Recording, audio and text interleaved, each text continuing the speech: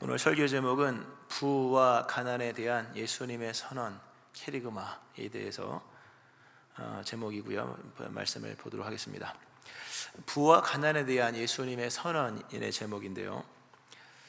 누가복음은 마치 그 찬송가의 후렴처럼 이 이야기를 하다가 반복적으로 계속 반복적으로 나오는 그런 메시지가 있습니다. 그게 그 재물과 빈곤에 관한 문제입니다.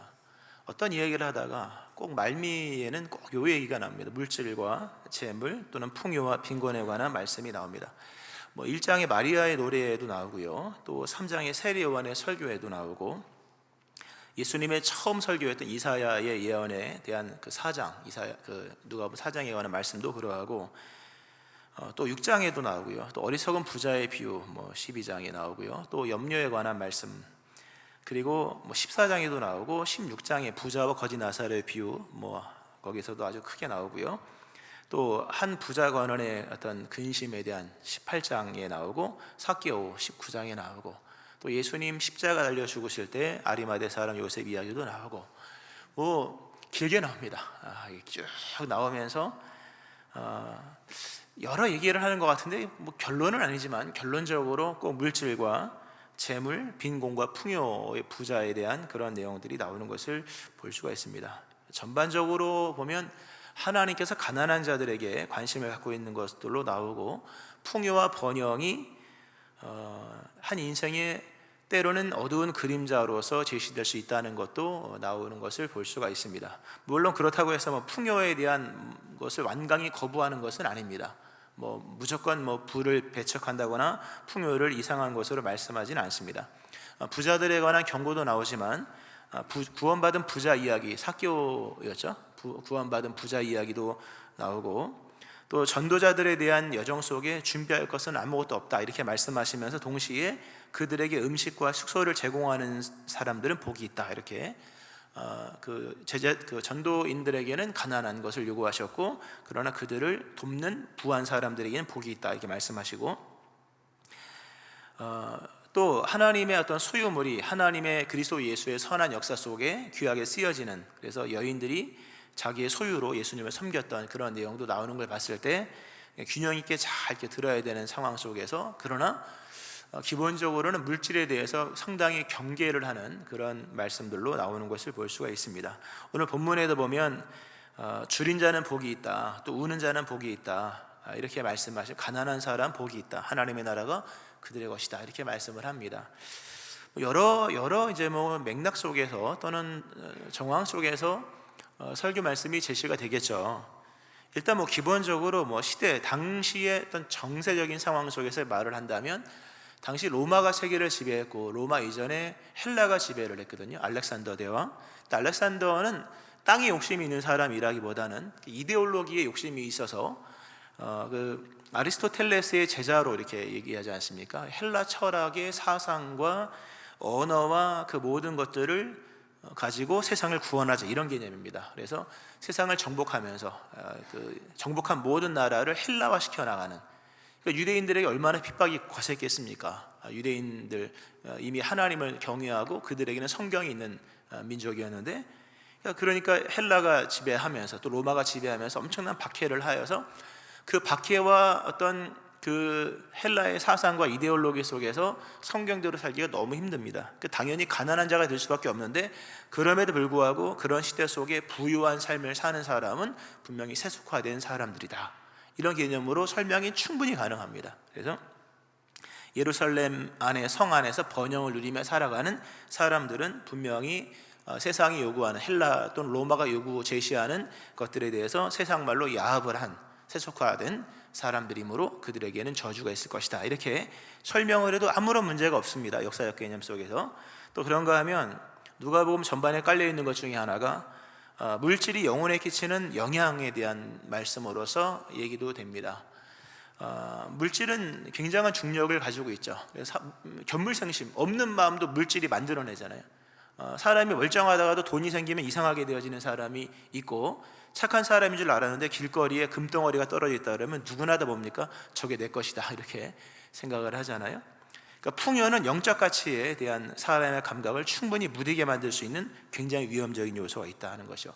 그러니까 성경은 그러므로 이 풍요 또는 부유함이 우리에게 제시하는 안락함에 만족할 어떤 그런 위험성을 제시를 하면서, 성경 디모데전서 6장 같은 경우에 부하려 하는 자들은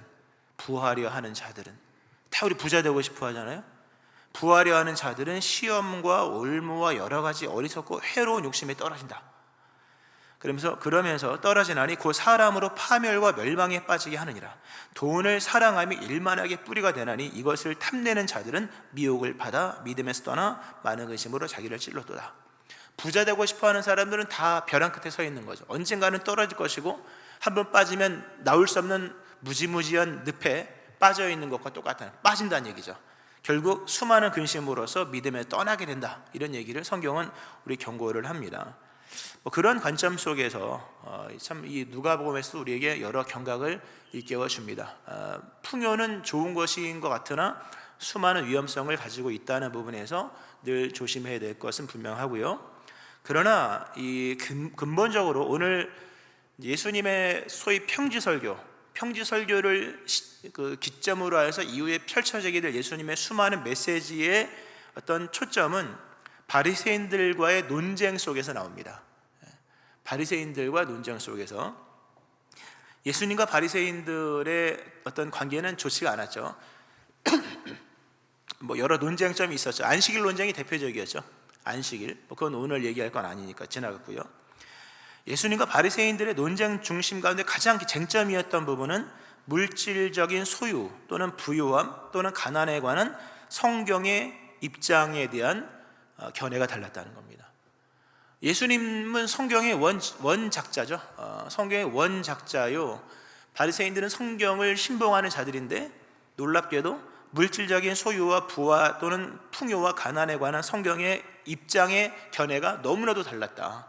그것이 좁힐 수 없는 쟁점으로 계속해서 나오는 것. 그러면서 결국 뭡니까? 오늘 이 시대를 사는 신앙인들, 우리들의 신앙, 그 성경에 대한 물질의 개념을 바로잡고 있는 겁니다. 그런 부분에서 이렇게 오늘 본문의 말씀을 전개를 합니다. 또 그렇게 전개가 되는 것이 맞고요. 예수님과 바리새인들의 큰 접점인 돈에 관한 입장, 여러분도 잘 들으셔야 될 겁니다. 다 돈에 관한 자기 입장이 있거든요. 우리는 다 돈벌이라고 살아가니까.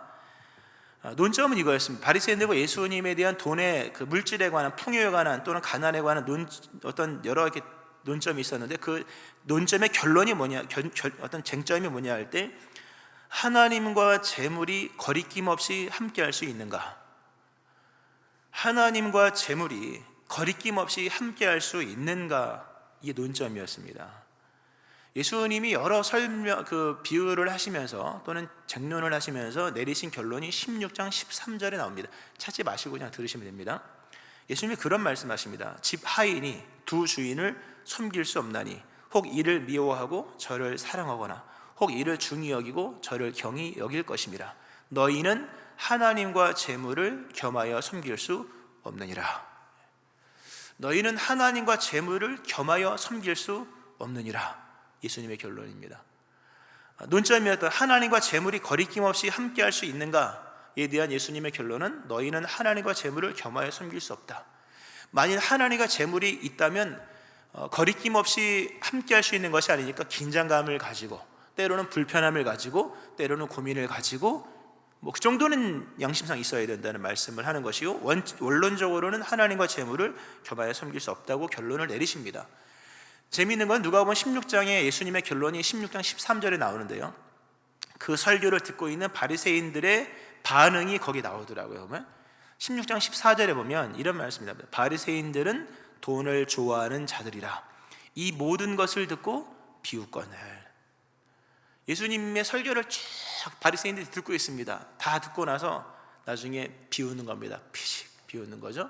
왜냐하면 그들이 돈을 좋아하는 자들인데, 돈을 좋아한 것 때문에 비웃는 것만은 아니라 이어지는 성경에 그들에게는 스스로 옳다고 여기는 나름의 성경적인 논리가 있었기 때문이다 라는 겁니다. 바리새인들이 예수님 설교를 듣고 아유 예수님 세상 물정 모르시네요.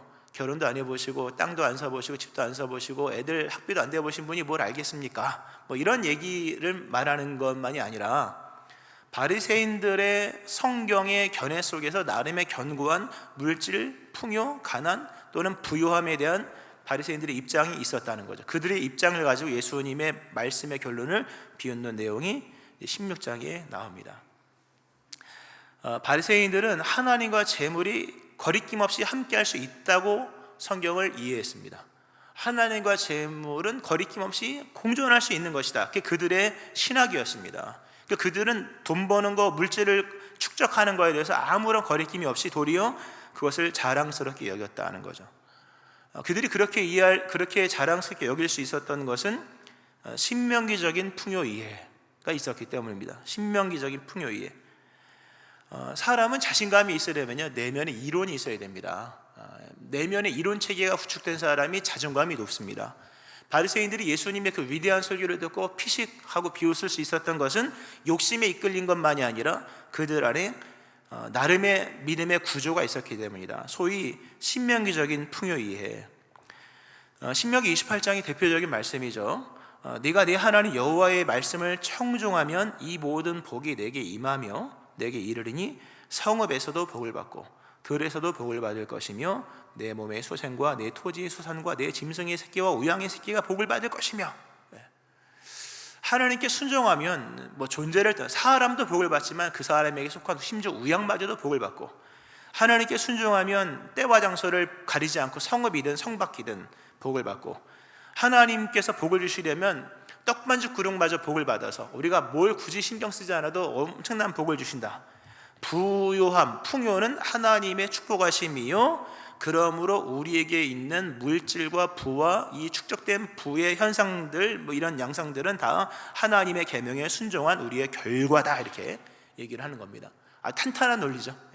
신명기 말씀 그대로 갖고 와서 신명기의 말씀에 따르면 물질의 풍요함은 하나님의 축복하심이요 그러므로 내게 있는 물질의 풍요함과 넉넉함은 하나님의 계명에 대한 순종의 증거다. 그러므로 나는 의롭다, 이렇게 되는 것입니다. 말 들어보니까 그럴싸하죠. 그럴싸한 얘기입니다.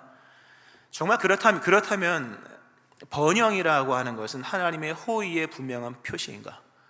경건함은 부와 그렇게 직결적으로 결속되는 것인가? 이 질문을 던지면서 예수님께서 끝내버린 설교, 하나님과 재물을 겸하여 숨길 수 없느니라는 설교를 끝내고 나서 다시 비유를 드시면서 다시 설교하신 내용이 우리가 잘 아는 부자와 거지 나사로의 비유입니다. 부자와 거지 나사로의 비유, 아주 중요한 누가복음상에서의 중요한 주제이거든요. 그러니까 돈에 관한 바리새인들의 입장이 견고합니다. 하나님께서 복을 주셔서, 즉 순종에 대한 복으로서 우리가 이렇게 풍요를 누리고 있다고 하는 바리새인들, 그러므로 부자는 의롭다, 이런 개념이 성립이 되는 거거든요. 이런 개념에 대한 예수님의 비유가 부자와 거지 나사로인데, 거기에 보면 가장 이상적인 부자가 등장을 합니다. 부자와 거지 나사로에 등장한 부자는 어쩌면 바리새인들이 가장 꿈꿨던 이상적인 부자의 이상적인 모델이었던 거죠. 날마다 자색 옷을 입고 호화로 연락하는, 거기 나오죠. 보면은 날마다 아침마다 하루하루의 어떤 삶의 풍요한 식탁에서 열리는, 일단 풍요한 식탁에서 열리는 그의 하루하루의 나날들, 잔치가 있었고요. 그의 몸에 넘쳐 흐르는 풍요, 속옷부터 시작해서 애굽의 부드러운 그 속옷부터 시작하여서 황제의 예복을 능가할 만한 자색 옷을 입고 드려지는 호화롭고 격식 있고 예의가 있는 그런 잔치가 날마다 연락이 됩니다. 굉장한 거죠.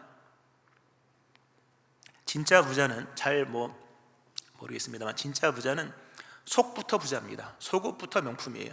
핸드백 하나만이 아니라 속옷부터 시작해서 모든 게 다 명품이요. 집에 가면 질비한 명품, 이런 거거든요. 진짜 명품은, 진짜 부자는 흘러 넘치는 부유함이 있습니다.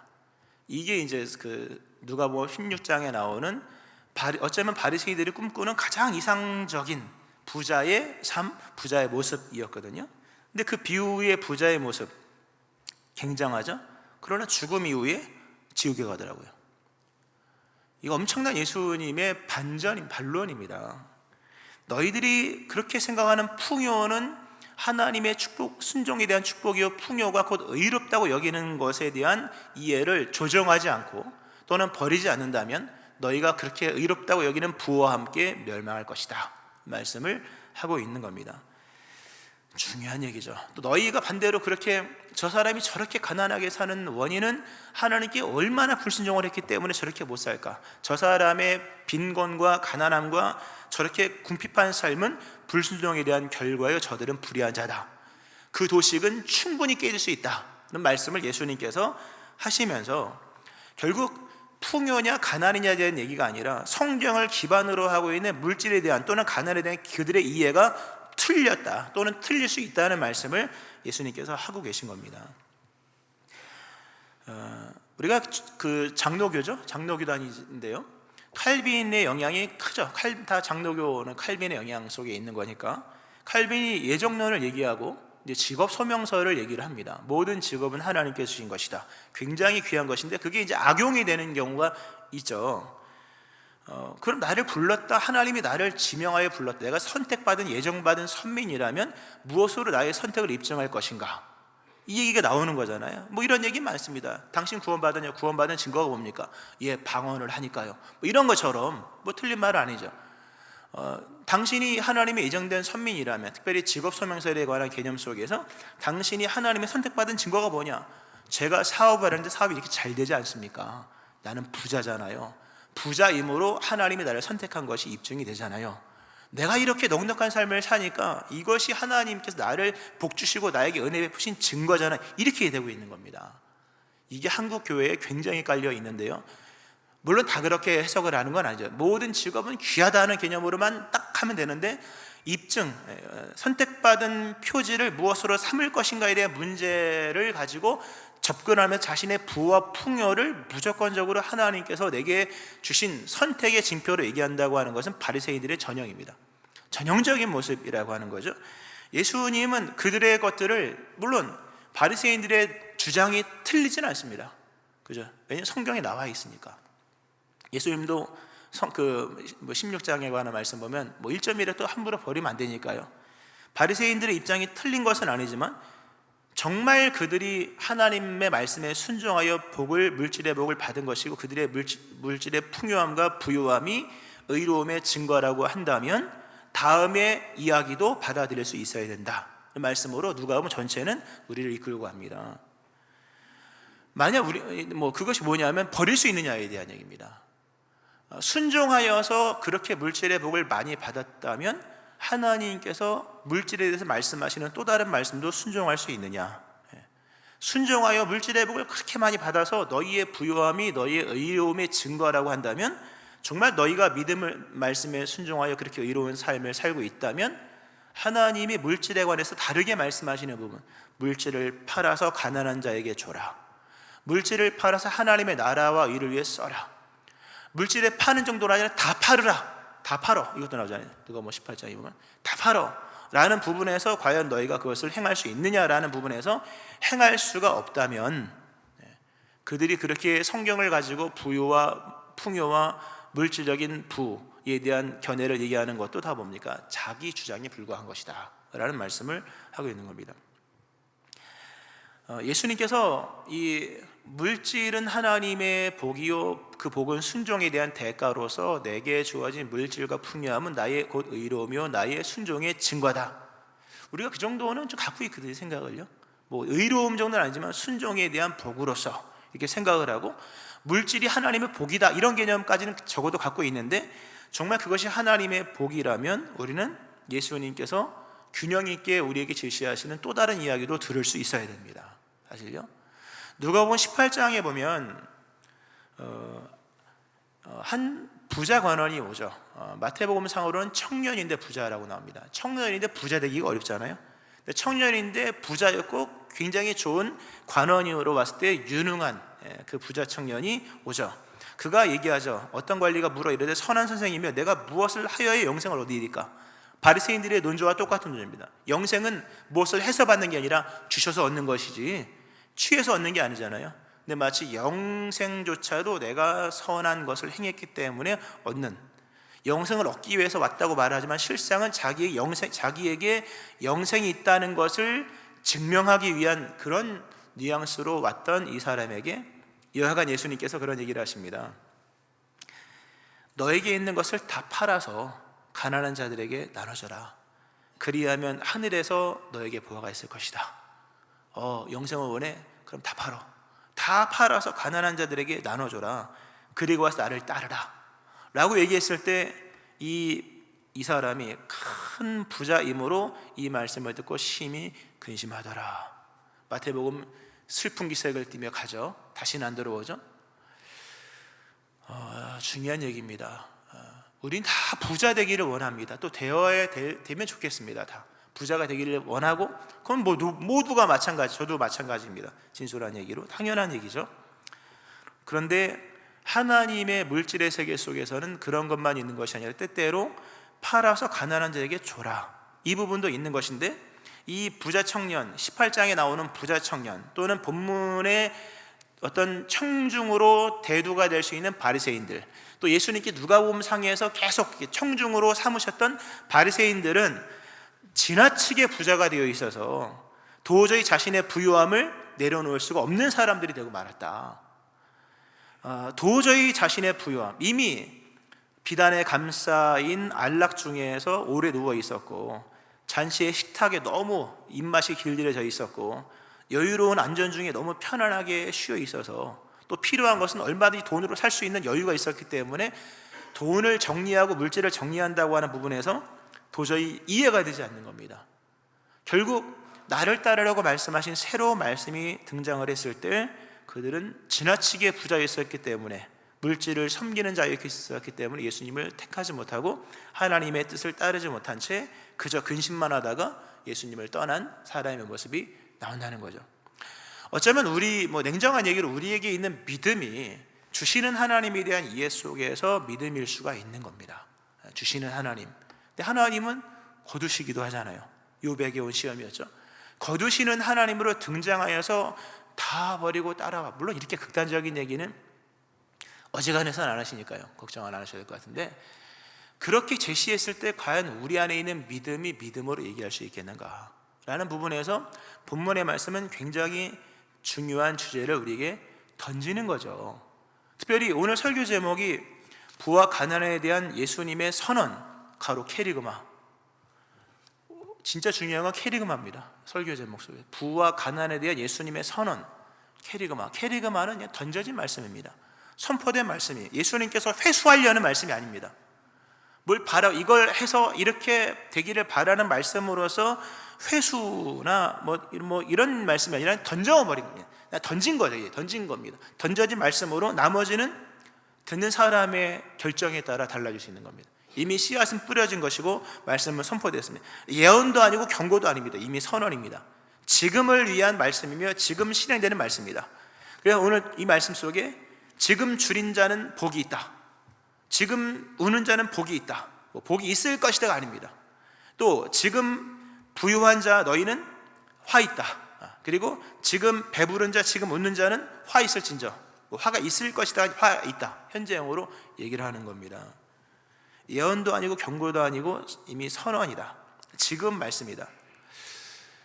오늘이 중요해요. 만약에 예수님께서 굉장히 단적이지만 그러나 성경적인 예수님께서 말씀하신 하나님과 재물을 겸하여 섬길 수 없는 지점이 온다면, 하나님과 재물을 겸하여 섬길 수 없는 그 지점이 온다면, 또는 그런 요구가 왔을 때 나는 과연 어떤 쪽을 선택할 것인가 지금 결정하세요 라고 한다면, 과연 여기서 우리의 믿음이 어떻게 나타날 것인가에 대한 대답을 늘 준비하고 있어야 됩니다. 마태복음상에서 중요한 게 오늘이라는 말씀을 이전에 드렸었죠. 신앙의 점검은 언제나 오늘입니다. 우리는 그런 생각을 합니다. 나도 돈을 벌면, 집을 사면 가난한 자를 위하여, 하나님의 선교를 위하여, 교회를 위하여 선교비도 드리고 11조도 하고, 그때가 되면 뭐도 하고 합니다만, 예수님의 케리그마의 선언은 지금입니다. 지금 할 수 있어야 되고 지금 해야 하는 것이고, 물론 지금이라는 것은 오늘 얘기하는 게 아니라 말씀이 떨어진 그 시점에 할 수 있느냐, 예수님은 오늘 이 말씀을 케리그마로서 지금으로 얘기하셨다는 부분에서 과연 나는 그리스도 예수께서 원하시는 이러한 일들에 대해서 나의 물질 세계를 조정할 수 있는가? 라는 부분으로서 돌아보지 않는다면 풍요에 대한 물질의 부유함, 풍요에 대한 것을 가지고 성경을 이해하고 그것이 전부로 그러므로 내가 의롭다고 여긴 그들이 뭡니까? 그 풍요와 부유에 대한 성경적 이해 개념이 잘못됐다는 거잖아요. 결국 그들이 그렇게 물질과 풍요에 대한 것을 의롭다 여기는 바리새인들을 향해서 누가복음 16장에서 그 부자와 거지 나사로의 비유 속에서 그게 뭡니까? 그 부자 지옥 갔잖아요. 물질적 풍요에 대한 개념 자체에 대한 그것을 의롭다 또는 복이다라고만 생각하고 있다가 놓쳐버리는 세계가 있을 수 있다는 겁니다. 하나님의 아주 중요한, 사실 부자와 나사로의 비유는 굉장히 사람이 죽은 다음에 어디로 갈 것인가 중간계 이런 얘기가 아닌 거예요. 단순히 부자와 가난한 사람에 대한 얘기만도 아니고 뒤에 보면 그 모세와 선지자들에게 듣지 아니하면 이게 나오잖아요. 나중에 16장 집에 가서 면밀히 읽어보시면 성경을 통해서 잘못 이해되고 있는 물질 개념에 대한 것을 교정하지 않는다면 지옥에 간다 이 얘기입니다.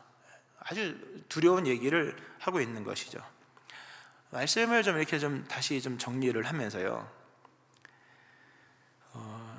예수님은 참 설교를 직설적으로 하십니다.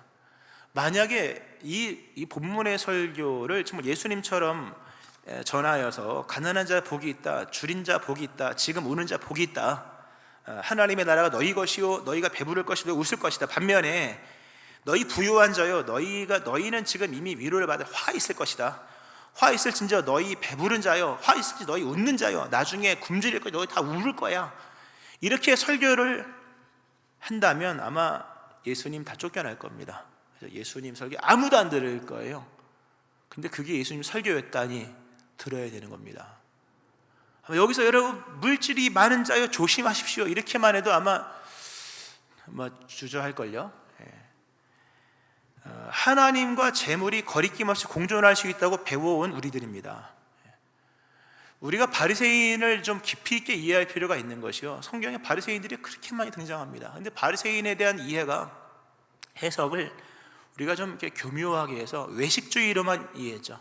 앞에서는 막 기도하다가 뒤에서는 꿍꿍이가 있고, 사람 보는 데서는 막 길거리에서 기도하고 들어가서는 이런 외식주의로만 생각을 합니다만, 보다 깊은 주제를 우리에게 던지는 거울 같은 대상으로서 바리새인들이 우리에게 등장을 하는 것인데, 바리새인이 뭐냐면 하나님과 재물을 거리낌 없이 공존할 수 있다고, 하나님과 재물이 거리낌 없이 공존할 수 있고 물질은 무조건 좋은 거야, 또는 물질에 대한 무조건 아닐지라도 물질에 대한 굉장한 호감을 지니고 있는 신앙인으로서 바리새인이 등장을 합니다. 굉장히 그 부분이 크죠. 근데 우리는 이걸 두고 뭡니까?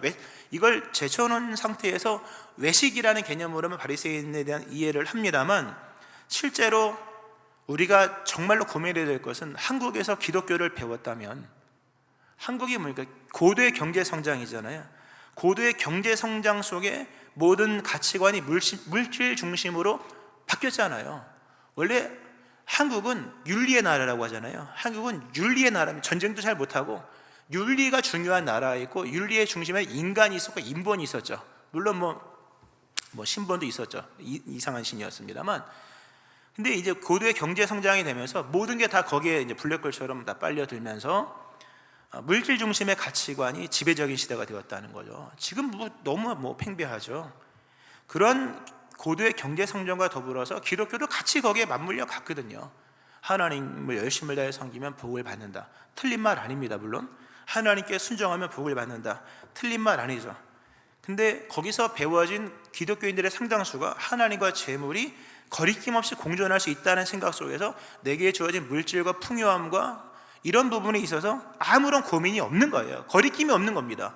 거리낌이 있어야 되는 얘기입니다. 내게 주어진 물질과 내게 주어진 풍요와 내게 주어진 넉넉함, 물론 다 상대적인 것이겠지만 이것이 과연 어떤 의미인가에 대해서 거리낌이 있어야 되는 것인데, 거리낌 없이 공존할 수 있다고 배웠죠. 왜냐, 한국이 기독교가 그러하니까. 물질이 위험하다고 얘기는 들었습니다만 그걸 고민하게 만들지는 않았고요. 때때로는 물질을 버려야 된다라는 얘기는 한 적이 없죠, 거의. 이런 시대 속에서 예수님이 말씀하시는 것이 가난과 굶주림이 복이라고 말씀하십니다. 예수님 진짜 이상하죠. 예수님은 이방인이었습니다. 오늘 예수님이 중요한 얘기를 하십니다. 너희가 세상을 살아가는데 이 고도로 발전하고 또 발전지향적인 시대를 살면서 너희가 만일 이 세계 속에 살면서 이 세계가 너무 낯익다, 너무 익숙하다 하면 너희 잘못 사는 거야, 이 얘기를 하십니다. 오늘 물질에 관한 얘기를 하면서 두 가지 말씀이 중요하게 제시가 됩니다. 보면은 22절을 보세요. 보면은 인자로 말미암아 사람들이 너희를 미워하며 멀리하고 욕하고 너희 이름을 악하다 하여 버릴 때에는 너에게 복이 있도다. 인자로 말미암아, 예수님으로 말미암아 사람들이 너희를 미워하고 멀리하고 욕하고 악하다 하고 버린다. 너희가 이방인 취급을 당할 때 그때 너희는 복이 있다. 너희가 이 세상에서 이방인 취급을 당할 때, 또 이방인처럼 여겨질 때 그날에 기뻐하고 뛰놀라. 막 껑충껑충 뛰란 얘기입니다. 그런데 26절에 보면 모든 사람이 너희를 칭찬하면 화가 있도다. 너희가 이 세상을 사는데 세상이 전혀 낯설지가 않은 거예요. 세상이 너무 편하고 당신 세상에 성공했습니다, 당신 역시 유능합니다, 이런 소리를 듣고 칭찬을 받는다면 너희가 화가 있다. 잘못 믿음 생활하고 있는 것이다 라는 말씀을 본문에서 하는 거죠. 예수님은 이방인이었거든요. 예수님 설교 자체 이상하잖아요. 가난한 자 복 있대요. 여기 아멘할 사람 누가 있겠습니까? 부유한 자 화 있대요. 여기 아멘할 사람 누가 있겠습니까? 우리는 그 예수님을 따르는 겁니다. 그 예수님이 우리에게 익숙해야 되고 그 예수님이 우리에게 익숙한 순간 세상이 우리에게 낯설게 느껴지는 겁니다. 우리는 그러므로 세상 속에서 낯설은 자로서 그렇게 여겨지고 스스로도 아주 극단적인 모습은 아니지만 가치관과 정체성이라는 부분에서만큼은 세상이 너무 다른 겁니다. 나와 세상은 너무 다르다. 왜 물질 개념이 이렇게 다를까? 경제관념이 다를까? 가치관이 이렇게 다를까 하면서 적어도 내적 고민이 있어야 되는 겁니다. 근데 내적 고민조차도 없이 낯익은 세계 속에서 아침에 일어나서 출근을 하고 근무를 하고 퇴근을 하고 밥을 먹고 주일 월화수목 금토 주일 월화수목 금토를 살아가는데 그 행로에서 아무런 문제를 느끼지 않는다면 이상한 겁니다, 여러분. 아무런 월화수목 금토일 출근하고 밥 먹고 일반 사람들과 같이 막 살면서도 낯선 세계가 존재하는 것이 낯익은 세계를 살아간다면 그러므로 인해서 그들이 세상이 만들어진 가치로부터 이탈할 생각 또는 일탈할 생각마저도 들지 않는다고 한다면 그 사람은 바리새인 같은 삶을 사는 겁니다. 그 바리새인이라는 거죠. 외식 이런 얘기가 아닙니다. 깊이 들어가면 물질에 관한 얘기를 하는 거죠. 오늘 예수님은 몇 가지 중요한 단어를 제시를 합니다. 하나님의 나라 20절에 나오죠. 그리고 인자 대신 예수님과 예수님 22절에 나오죠. 그리고 20절에 그날입니다. 성도의 삶의 초점은 하나님의 나라에 있는 것이요, 인자 대신 예수님과 있는 것이요, 그날 주님이 다시 오시는 그 종말에 관한 것의 개념 속에서의 세상의 가치관이거든요. 그런데 이 세상을 살면서 소위 종말론적 역전이잖아요. 종말론적 역전. 다니엘서 강의할 때 종말론적 혁명이었다는 말씀드렸죠. 다니엘에게 말씀하신 하나님의 위대한 혁명은 너는 마지막을 기다리라. 종말론적 혁명이거든요. 신앙의 초점은 사실 거기입니다. 물론 창조도 중요하죠. 창조론적 세계 이해도 굉장히 중요한데 오늘 예수님께서 부와 또는 가난에 대한 말씀을 하시면서 결국 뭘 말씀하시냐면 하나님의 나라를 생각해보고 인자 대신 예수님을 생각해보고 예수님이 오시는 그날을 생각해봐라. 근데 지금은 바리새인들부터 시작하여서 수많은 사람들이 그것과 무관한 삶을 살아간다. 그것과 무관한 부에 대한 축적을 가지고 살아간다. 소위 말해서 지식의 연관성이 끊어졌다 얘기입니다. 시편 19편을 보면 이런 말씀이 나옵니다. 하늘이 하나님의 영광을 선포하고 궁창이 그 손으로 하신 일을 나타내는도다. 날은 날에게 말하고 밤은 밤에게 지식을 전하니 언어도 없고 말씀도 없으며 들리는 소리도 없으나 그의 소리가 온 땅에 통하고 그의 말씀이 세상 끝까지 이루어도다. 아주 신비한 말씀이죠. 하늘이 하늘로서만 작용하는 것이 아니라 하늘이 하나님의 영광을 선포한다. 이걸 쉽게 설명, 하늘이 하나님의 영광을 지시하고 궁창이 그 손으로 하신 일을 나타내는다. 궁창이 하나님의 역사를 지시한다. 하나님의 역사를 가리킨다는 거죠. 우리에게 있는 모든 것들은 다 지시의 연관성 속에 있습니다.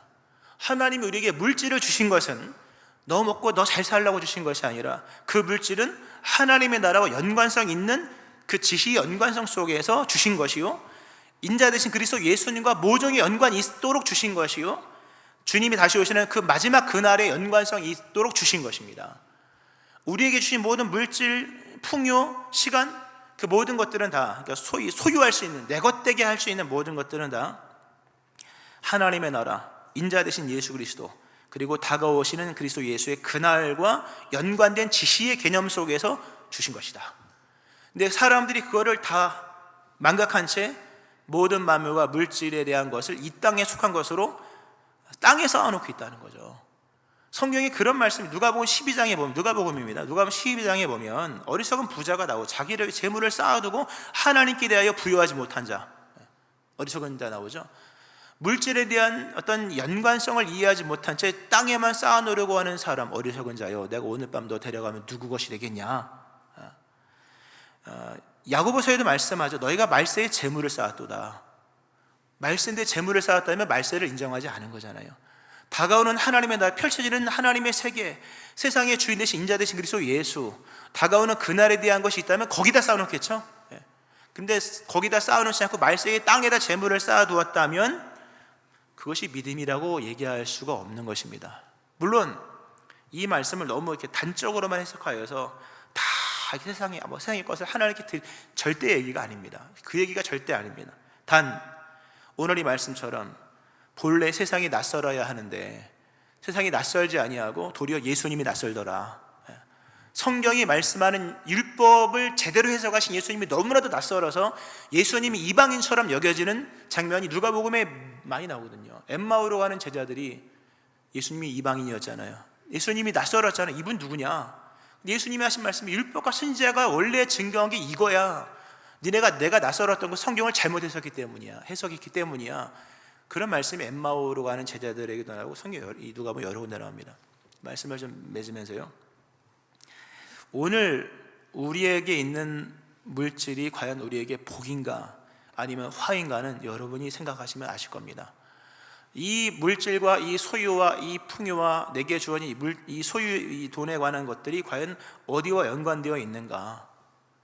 만약에 더 단적인 얘기를 한다면, 만약에 누가복음 16장의 부자와 거지 나사로의 비유를 얘기한다면, 아무리 그가 부여한 것이 순종에 대한 결과로 입증되었다 할지라도 어떤 사람은 먹고 다른 사람은 먹지 못하는 것이 동시에 등장한다면 그곳엔 천국이 존재하지 않는다. 어떤 성경 말씀을 인용하여서 나의 부유함을 입증할지 몰라도 나는 먹고 부유하고 저 사람은 가난해서 먹을 것이 없는 상황이 우리 앞에 딱 등장한 장면이라면 어떤 이유로도 그 부자는 믿음에 대한 그 부자의 어떤 부유함은 믿음으로서 입증될 수 없다는 얘기를 하고 있는 겁니다. 실상은 오늘 우리에게 있는 물질과 풍요가 복이기를 바라고요, 지시하신 하나님의 나라와 그리스도 예수, 인자 되신 예수님과 다가오는 그날, 또 펼쳐지는 하나님의 선교에 아무쪼록 연관성이 있기를 바라고, 그러므로 여러분에게 있는 물질의 풍요함이 복되다고 일컬어질 수 있는 그 은혜가 여러분 가운데 있기를 주의 이름으로 축원합니다. 아멘. 기도하시겠습니다.